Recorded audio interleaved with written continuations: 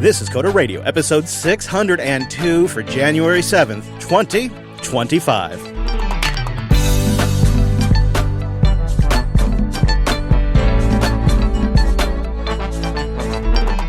Hey friend, welcome back to Jupiter Broadcasting's weekly talk show, taking a pragmatic look at the art and the business of software development and the world of technology. My name is Chris, and joining us for our first episode of 2025, it's our host, Mr. Dominic. Hello, Mike. Hello. How you doing over there? You good? You feeling healthy? You ready to kick off the new year? I'm trying to raise as much money as possible for my AI venture called GiveMeMoney.ai. Yeah, maybe agentic AI. Give me money, agentic.ai. You know, you got to get on the new, that's the 2025 bandwagon, easy for me to say now, is agentic. Isn't that that's what we're doing, right? That was the plan? Yeah, I am actually an AI agent. And, you know, you and I, as we have navigated the business world for many years now, have had our ups and downs. But nobody seems to have downs like Sam Altman, the CEO of OpenAI. I cannot believe it, but over the weekend, he confirmed via Weapon X that they are losing money on ChatGPT Pro plans, the $200 plan that Mr. Dominic was trying. Here's what he said. Quote, insane thing, we are currently losing money on OpenAI Pro subscriptions. Quote, I personally chose the price and thought we would make some money. People use it much more than we expected. At $200 a month, they're not making a profit. Can you wrap your head around this for me? They're spending so much money, right? This has been my hobby horse every time we talk about this is, okay, are we just going to not that people don't IPO without being profitable, and not that that's not the norm these days, but it sure feels like these numbers, sometimes the math isn't mathing. Right. Yeah. It's just not. He's always trying to also skate ahead a little bit. So he's always pre-selling. Also over the weekend, they said that he thinks they're probably going to have AGI figured out within Trump's term. Probably. Translation, we're going to get out of this Microsoft deal within Trump's term. Well, that's, as you remember, there's that clause with the Microsoft deal that says once they get to AGI, the deal's over. But it also, free.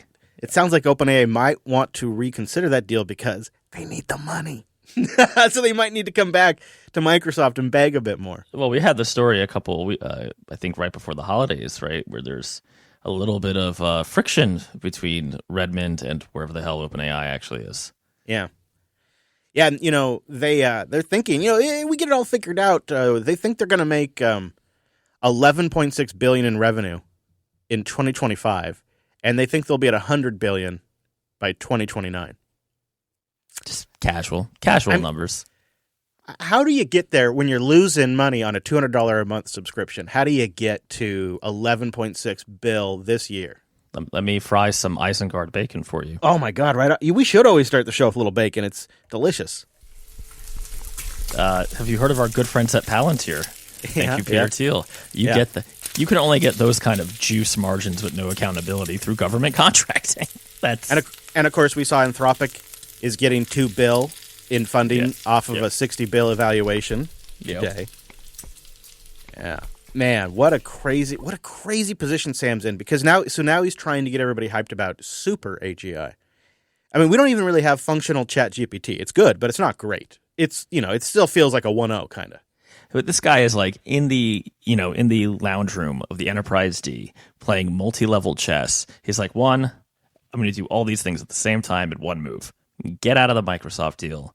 I'm going to get a bunch of government contracts. That's my bacon, by the way. He's going for DoD contracts. And I'm going to fix my revenue problem because there's so much fat once you get in. Right? Look at how terrible the big, particularly the aerospace contractors have been doing, how much SpaceX has been able to embarrass them, and yet how fat their margins are and how little accountability there ever is. Just a couple of last observations. So when the $200 a month price was announced, my gut told me it was arbitrary, that it was more of a brand thing than anything else. And then in this X thread, he essentially admits it was an arbitrary personal choice. He just picked the price. Sam was just being Sam and picked nobody up $200. That's crazy.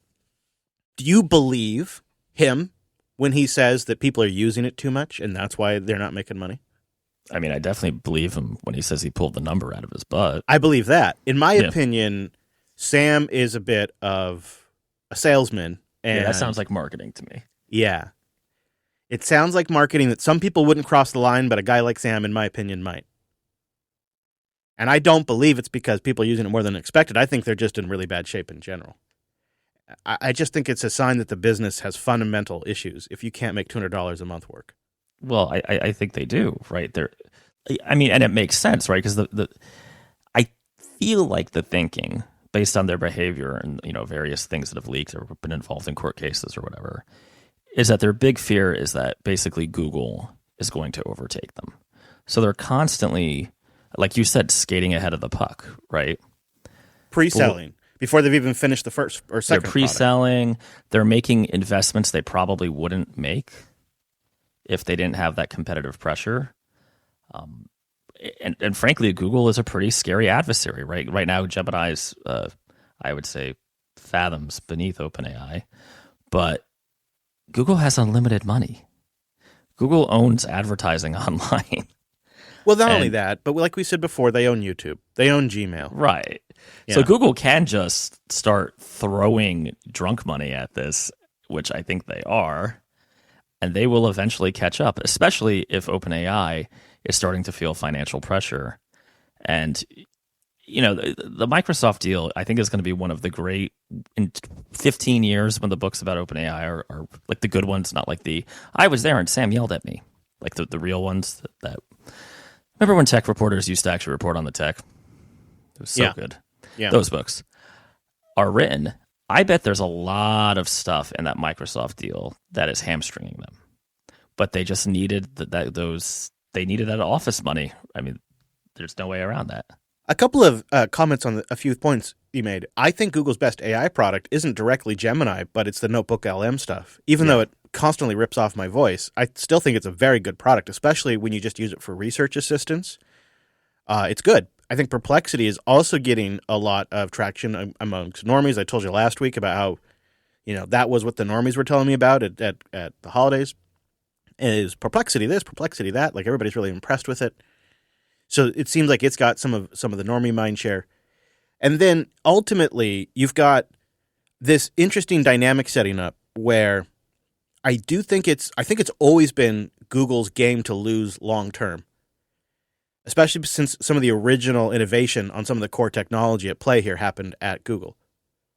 But now this is just me cooking a little bacon. Ooh. And I don't mean to make this a political thing, but I'm looking at how things are shaking out, right? Tim Apple just gave $1 million to Trump's inauguration party. So did Sam Altman and OpenAI. Bunch of folks have, right? But you know who hasn't? Google. Google hasn't. And Google historically, if you look at the averages, contributes to Democrats. And I think Google is already in the crosshairs of the now parties that are coming into power because of censorship complaints that they have and other issues. So in a weird way, Google's biggest problem, I think, going forward for 2025 is not OpenAI or Microsoft, it's the federal government. And depending on how much that ties them down, it's probably going to directly relate to how competitive they can be. For example, not that it's likely to happen, but if they had to go through the process of splitting off Chrome or Android or some other bit of the business, that's going to take an enormous focus by the leadership team. You know the kind of cracks that creates in a company. They're going to be busy dealing with federal-created headwinds while the other companies who basically bought off the incoming administration are probably going to be left unharassed. And Google's kind of playing a risky game here, I think. Especially when Elon, who runs XAI, has the president's ear. And Sam has donated $1 million to the inauguration fund. And Google, meanwhile, nothing. I mean, Sam had to donate the money, right? Because Elon, as you said, has the president's ear. And Elon, it's pretty clear that Elon hates him. Like, seems like it got very personal at some point. But if you think back to the tech hearings in like 20, what was that, like 22, when they all got hauled before Congress for the first time. Yeah. And like I forgot the name of the congressman, but there was some. I think it was actually it was a senator who was just like, "Why are my campaign emails going to spam?" Yes, there's a lot of that. It was embarrassing. They have a hate on for Google. It was embarrassing. But they really have a serious axe to grind. But the truth is, I feel like there's not going to be a breakup of anybody. Yeah. I know we have this in the doc, but net neutrality just got shot in the back of the head like Old Yeller, because everybody acts like Trump is such a special orange unicorn. The reality of the situation is it's going to be a Republican government that is pro big business. There's going to be no breakups. Lena Khan had her 4 years. She didn't get mergers it done. are going to be back on the table. Mergers are back on the table. Acquisitions are back. Yep. Acquiring your nascent competitor. Yep. In the cradle just to kill them is going to be a thing again. We haven't really said it on the air, but mergers and acquisitions in big tech have come to a screeching halt in the last few years because of Lena Khan. Because she kept challenging them. Yeah, I wouldn't be surprised. We were talking about the Microsoft deal. I would not be surprised if Microsoft starts diversifying by buying up some nascent AI companies. Somebody should buy Perplexity. Yeah, Perplexity is good. I think Perplexity actually has to get acquired. I don't know how they could go up against OpenAI. It's the only way I think Apple could save their AI reputation at this point. I don't think Apple wants an AI reputation. I think they do. do. Really? Well, but they do because because quite honestly, Apple's share price is a product. But it's such a nest of vipers, right? Because then you immediately get into the moderation stuff. Oh, and copyright. Once Apple owns something like that, the lawyers are going to come for money like crazy. Oh, especially because the entertainment industry, last time they did business with Apple, it didn't necessarily go their way. I want to mention a little public service announcement for the audience, if you'll allow. We're back to our regular live time on Tuesdays, noon Pacific, 3 p.m. Eastern. But now also for our members, we have the bootleg, or I've been kind of trying to call it the source feed. It is the pre-show where we play some clips that give some context to what Mike and I just talked about and others coming up in the show. You get to hear us screw up and, any kind of like post-show kind of biz that we do on air. We capture it all and then we make it available as a download. And because it is the raw feed, it's available generally within an hour after the show's done recording. So you get a little early too if you're a member. Then we also make available for our members a ad-free version that has all of Drew's production value, so that way the levels are all good and sound fine and all that kind of stuff. And that's even a little bit shorter since the ads are cut out. And so if you got like a short commute, that could be perfect for you as well. So consider joining us live and consider becoming a member at coder.show/membership. Promo code JarJar will still take $2 a month off your membership for the lifetime of your membership. It's a great deal. The promo code JarJar is back and would appreciate the support. Little PSA for you.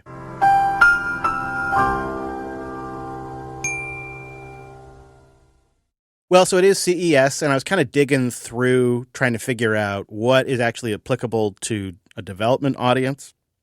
And the just unquestionable, just no doubt about it, like giant elephant in the room is NVIDIA this year. NVIDIA has gone big, and the keynote, NVIDIA's keynote was like the keynote of CES.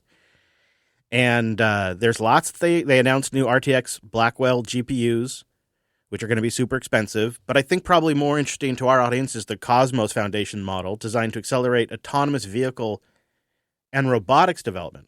So Cosmos aims to push boundaries in sectors like mobility and automation by creating virtual training environments, virtual factories, virtual manufacturing line, a virtual hospital. And then you have the robot go through tasks at an accelerated speed in this area, in this virtual environment. And the Cosmos Foundation model is generating that world, generating the things that the robot can interact and learn with in this virtual environment. What do you think of that?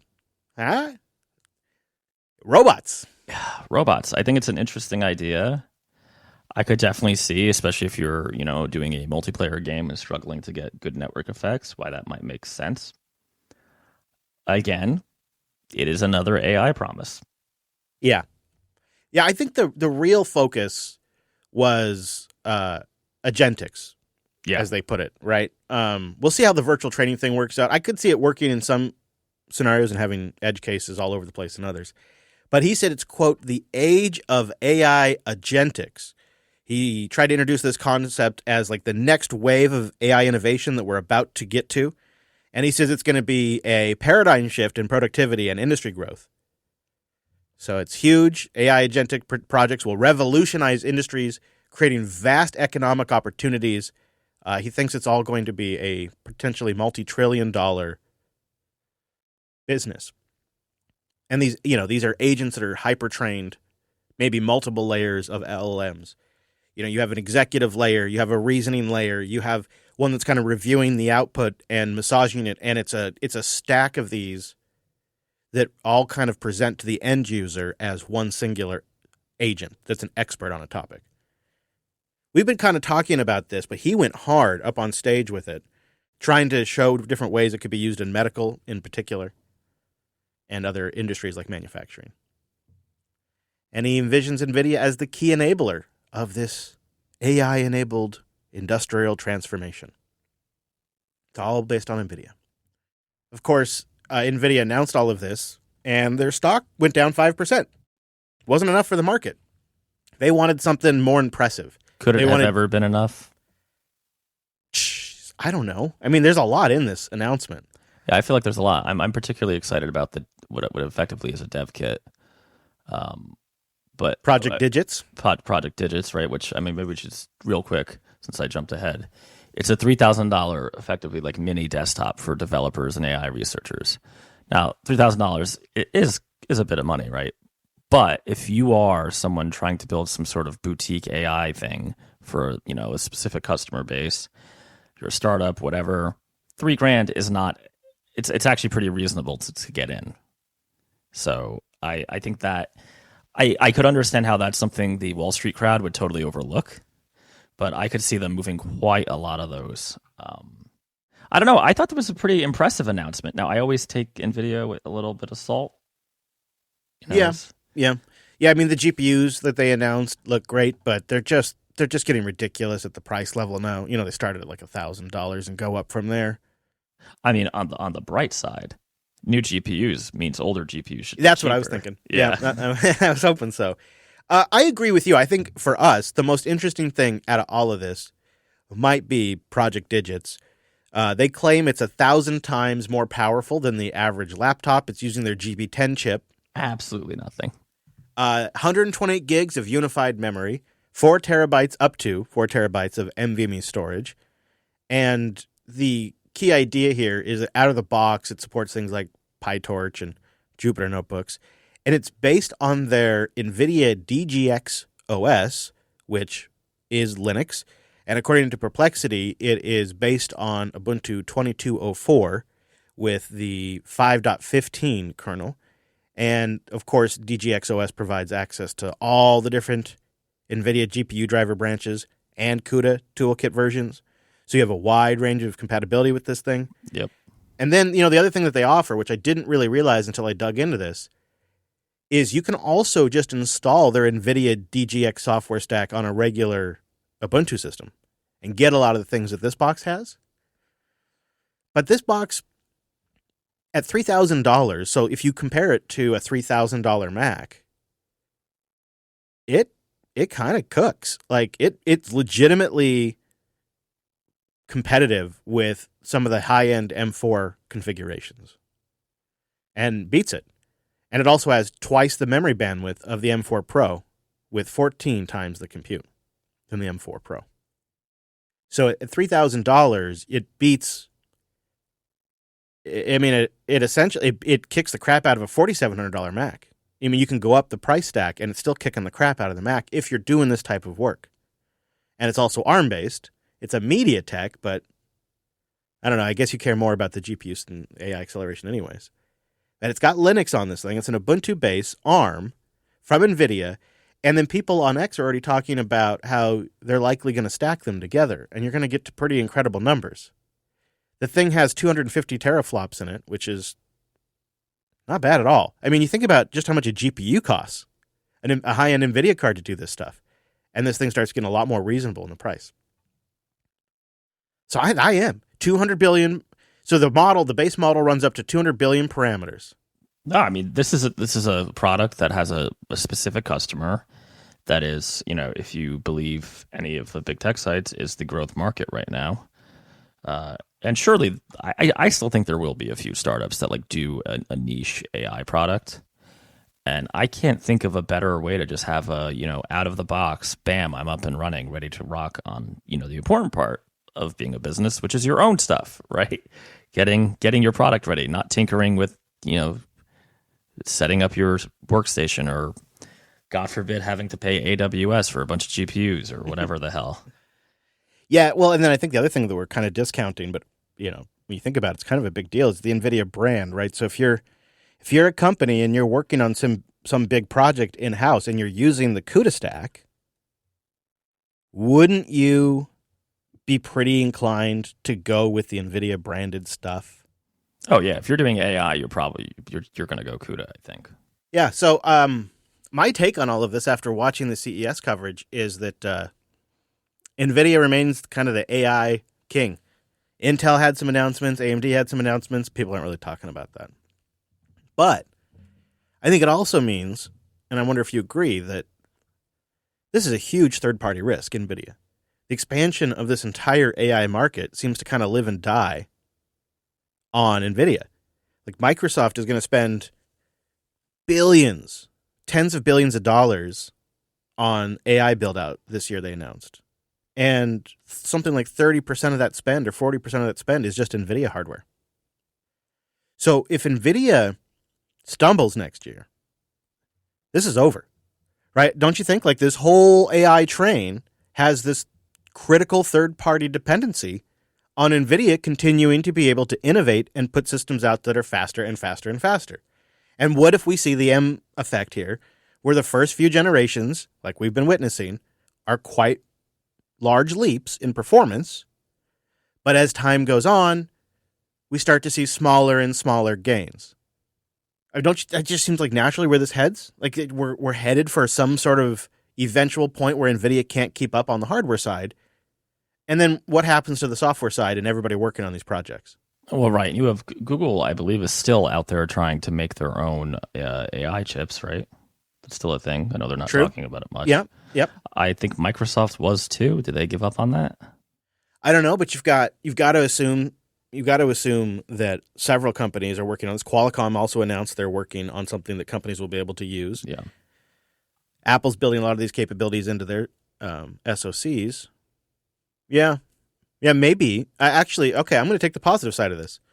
Maybe the market ends up having a whole plethora of options, and by the time NVIDIA starts losing steam, others are picking up. Could also be that the trend towards smaller models continues, and it's only in the cloud area where you need more and more, and perhaps just adding more of the existing systems will do. I don't know, but I'd like the audience to boost in. Do you think anybody can catch up to NVIDIA? And do you think NVIDIA is about to run out of steam, I suppose? That's really the question, is can they keep this going? And does it all kind of depend on NVIDIA keeping it going? Let us know.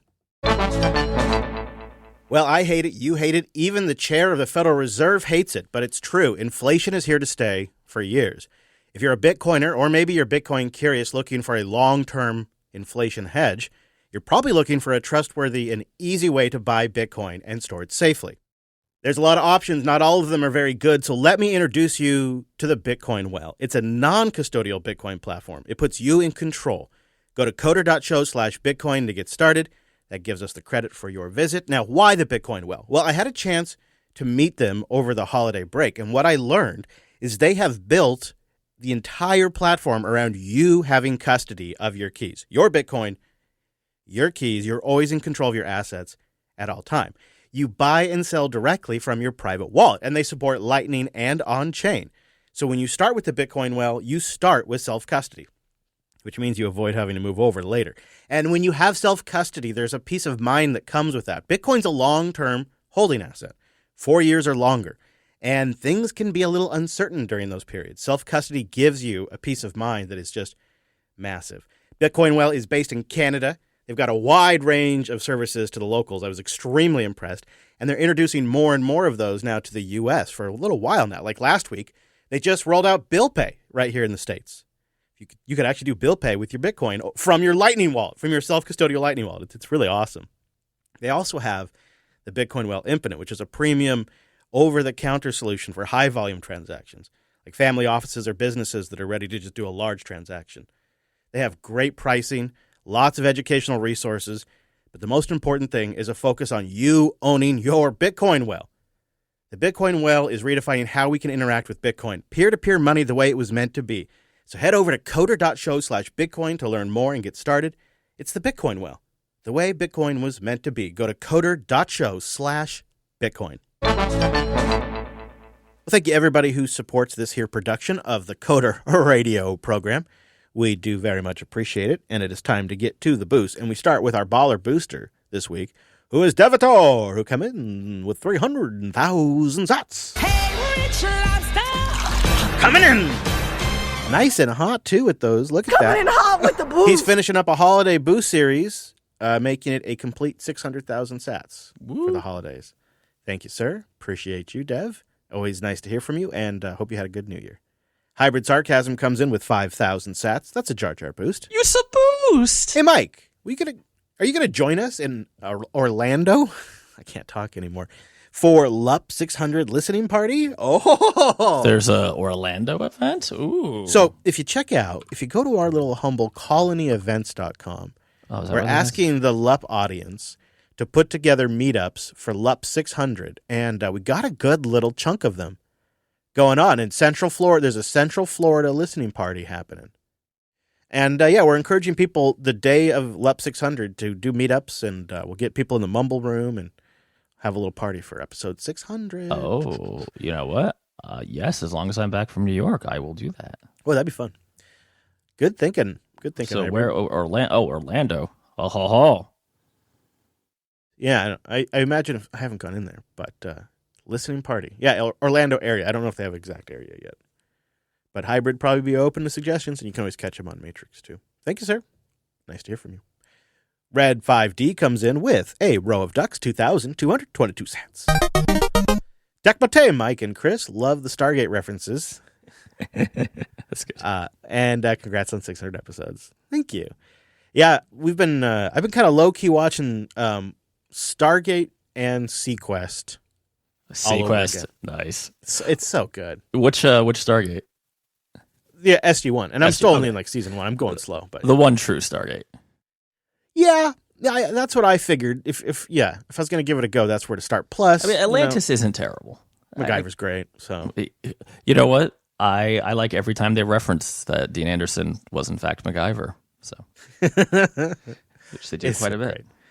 Hey, Magnolia Mayhem's back with a Jar Jar boost, 5,000 sats. You boost. Misa back. I recently got my Perfect hands intro. on an enormous collection of old games. Straight up to whatever the more recent stuff is supposed to be. Of course, I was there for the N64. I went to play a terrible old game called Battle for Naboo. Uh-oh. It starts off with a Nintendo icon violently killing Jar Jar like a cartoon piano. You were doing so well. For whatever reason, it reminded me to say, hey, I haven't boosted in a long time. So here I am. You boost. I don't know how to feel about this one there, Magnolia. I love it. That is a really bad game, though. I actually had that game. I know how I feel about it, and I feel great. That's fantastic. Nice to hear from you, Mayhem. Also often rocking in our live chat, too. DG at PTC comes in with a Jar Jar boost. You boost. H1B Devil's Advocate. Oh, good. I'm glad.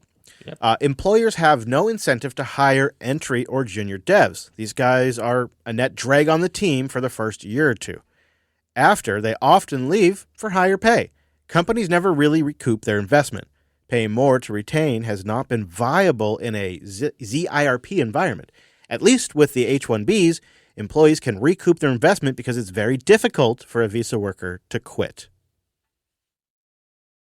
I mean, that is true, but also kind of dark, right?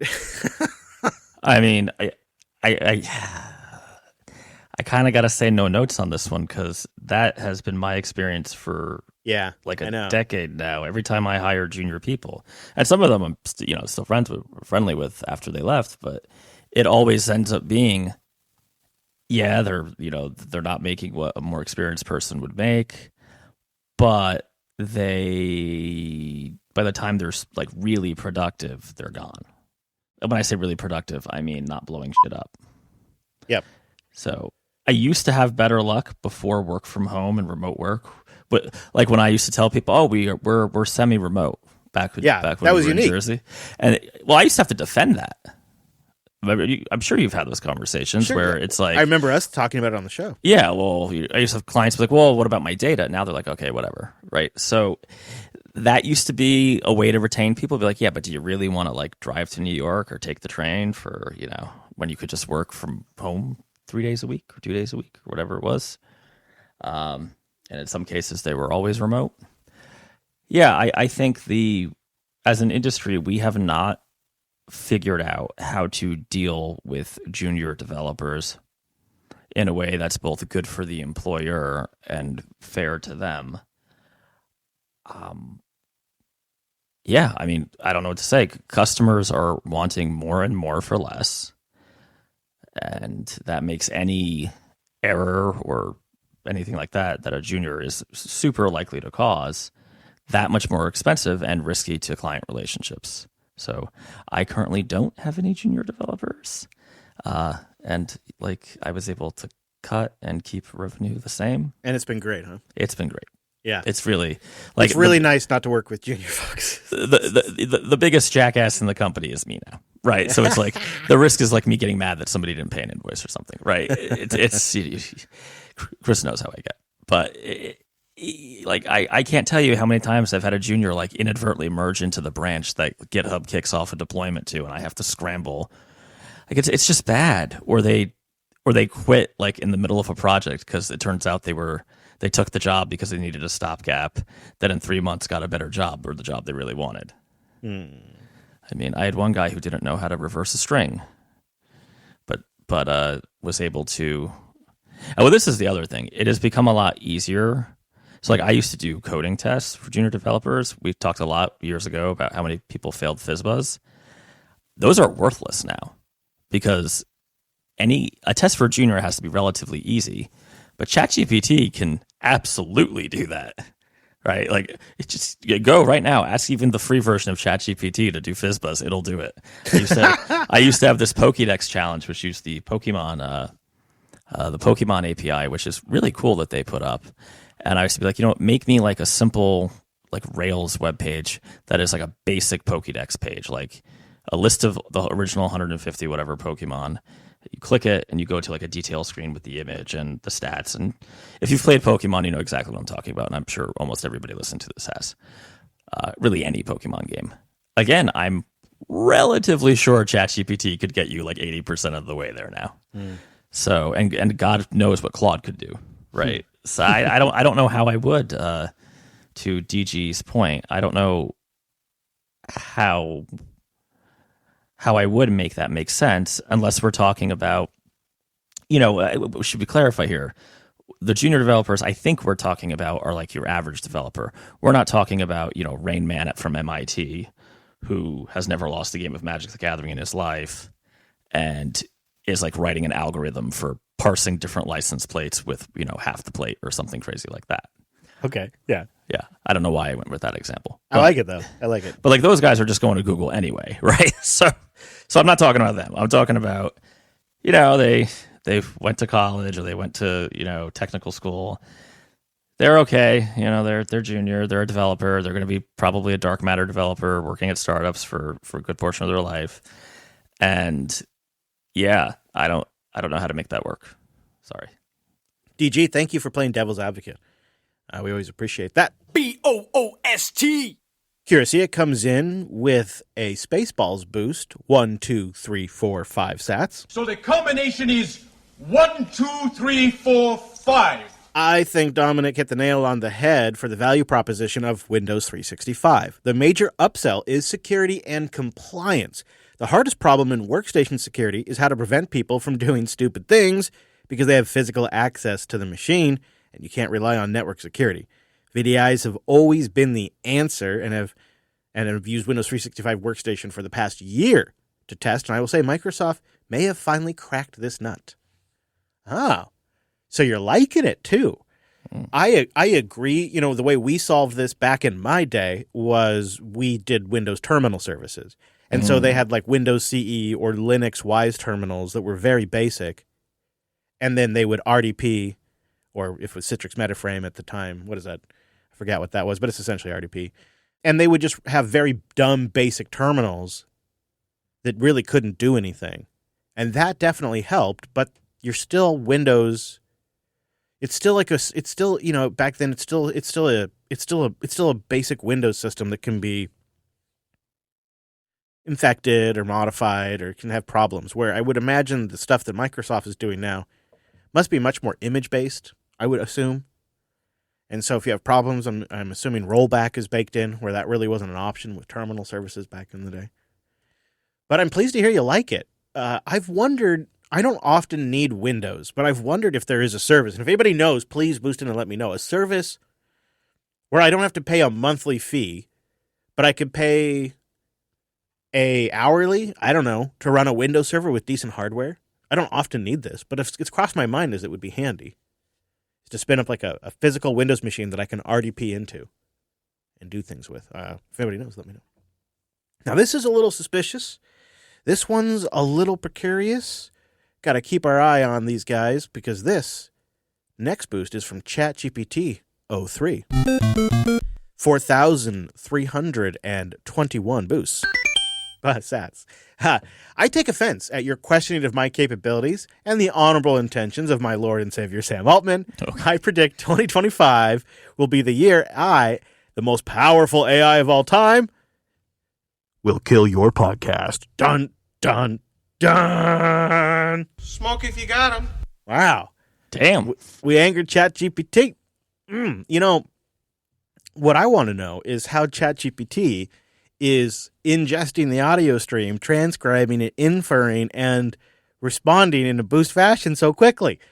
I'd love to see that setup. In fact, ChatGPT, the way to destroy the podcast is to, on an infinite loop with Sam Altman's bank account, keep boosting, maybe like 1 million sats at a time. Yeah, that would wreck us. That we would, you know, I tell you what, if you can get us up to $3 million, you'll never hear from us again. Yeah.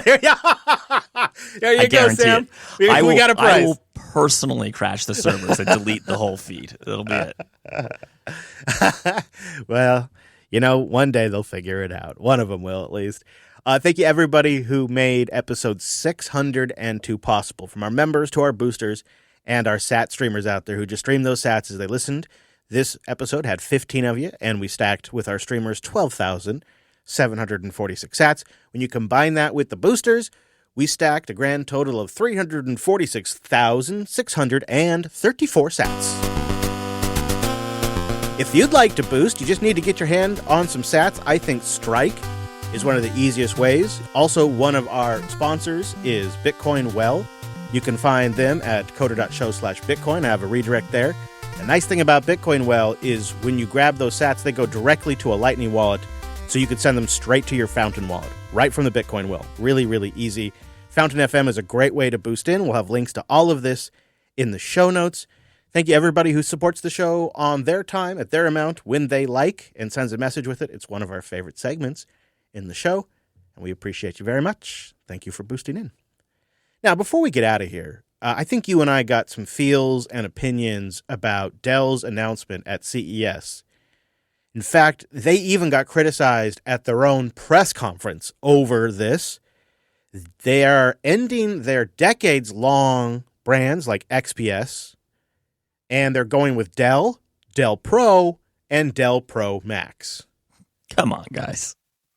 Yeah. I mean, even the press mocked them for essentially borrowing heavily from Apple's branding.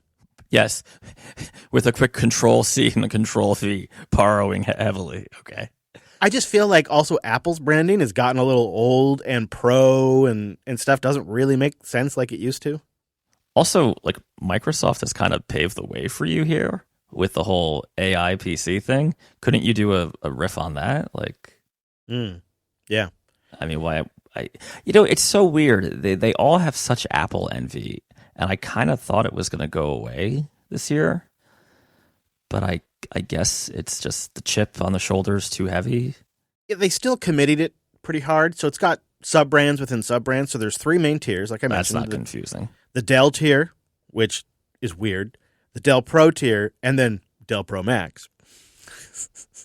Yeah, Okay, you know, but then God they damn it. further divided into base, plus, and premium options, which just adds more layers of complexity.